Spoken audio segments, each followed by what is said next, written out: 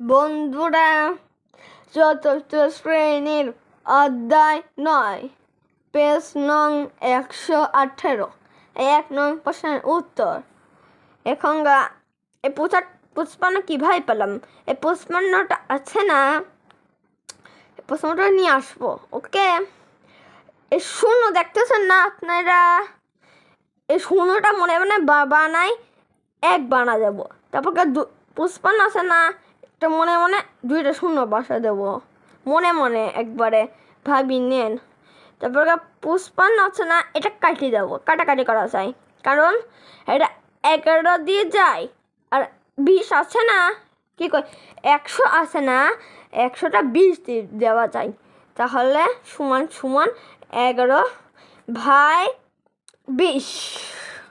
এবং 4টা দেব। ওকে, 4 দিলাম। এখন এটা শূন্যটা 1 বানা দেব, বানা দিয়ে সারে দুইটা আছে না, 0 0, তাহলে 4 4 1, আর এখানে হবে 25, কারণ 25 গুণন 4 হয়, মানে 25 গুণন 4 সমান সমান 100, বুঝছেন? এবার তাই জন্য 1/25। আর 75 দেব এখান থেকে। এবার শূন্য মনে মনে বানাবো 1, তারপর 75 আর 0 0 আবার বানা দেবো। 75 আছে না, 25 গুণন 3, তাহলে হয় 75, তাহলে এখানে 3 হবে। আর 100, বুঝতেছেন? 25 গুণন 4 সমান সমান 4 দেব, 3/4। ওকে, ক্লিয়ার? এখন এরকম। তারপর 25 আবার দেব, আবার 0 আছে 1 বানা দেবো, আর 25 বানা দেবো, দুইটা শূন্য।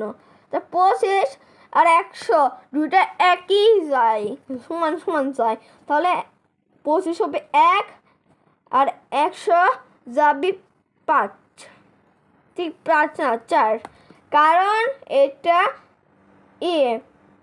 1 দিয়ে 25 গুণন 4 100। ওকে, আর ভাগও যায়, 25 ভাগ 100, তাহলে অ্যান্সারটা এরকমই হবে। তাহলে 1/4।